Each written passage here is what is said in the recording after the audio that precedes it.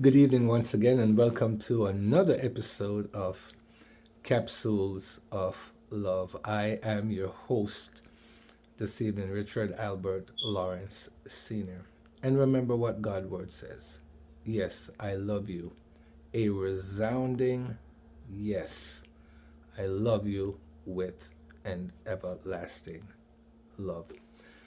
On this episode this evening, I would like to speak about a topic that's has hit close to home. We have been speaking about self care and self love, but how we've really stopped to think about self care and self love as it pertains to others, a part of your duty and a part of my duty as members of the community of humans is to care for each other. And while we have been speaking about self care and self love, we cannot totally care for ourselves and we cannot totally love ourselves without caring for our neighbors and without loving our neighbors. As a matter of fact, that falls under the category of commandment number 2, where God admonishes you and I to love our neighbors as we love ourselves. And that is something we all need to do. So, on this episode, as you see, I am bald. I am bald by choice because we found out that my niece has cancer. She is in her late 30s, early 40s, and they have done the surgery, and now she's going through chemo and radiation, and all her hair fell out. And aside from fasting and prayers, I figure one tangible way of showing her that I stand in support of her is to be intentional in shaving my head. With me, it's a choice that I made. I made an intentional choice to cut off all the hair from off my head. She did not have a choice. The radiation and the chemo took that. That's when it dawned on me that self-care and self-love extends beyond who I am.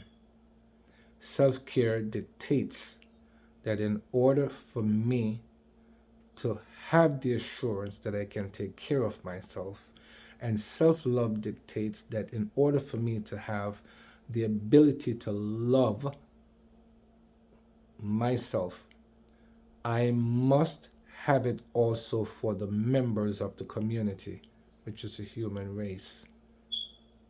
It is very simple this evening, folks. In 1 Corinthians chapter 12 and verse 26, there is a small verse of passage that says, when one member of the body of Christ or the body of the human race rejoices, we should all rejoice. And when one person hurt, we should all share in that hurt. And that's the purpose of this episode. My niece happened to be going through, and even though I have not had cancer, I have seen people with autoimmune disease. I had a very dear friend of mine who still has multiple sclerosis, and she goes through the treatments, and I've been there with her many times to see they poke her and prod her and poke her and prod her, and she put a smile on her face and she endured.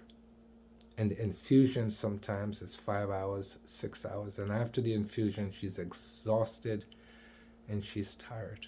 And what could I do? I had to demonstrate care and love for her. I'm doing the same here. And I'm encouraging each person that will hear this video to just pause for a moment and think about how you can demonstrate care and love for others. Not just those that are your family members and not just those that are your friends and associates, But even those people that don't seem to be any relations of yours, remember, there is only one human race. Whether we are black, white, Indian, Chinese, it does not matter. We are all a part of the human race. We all have the same four parents, Adam and Eve, and we are all children of their offsprings. And if God made the command then that we should love neighbor as we love self, and if we know how to care for ourselves and how to love ourselves, it is time that we get out of our comfort zone at time and start demonstrating and showing love and care for others, especially when they need it. Think about it. As you go throughout this week, think about how you could show support for someone in the form of care and in the form of love. Seeing that you and I know how to care for self and we know how to show love to ourselves, let us demonstrate some care for someone. It might be holding the door. It might be waiting for someone to cross the street, right? Even though you might have the green light, allow them to cross the street.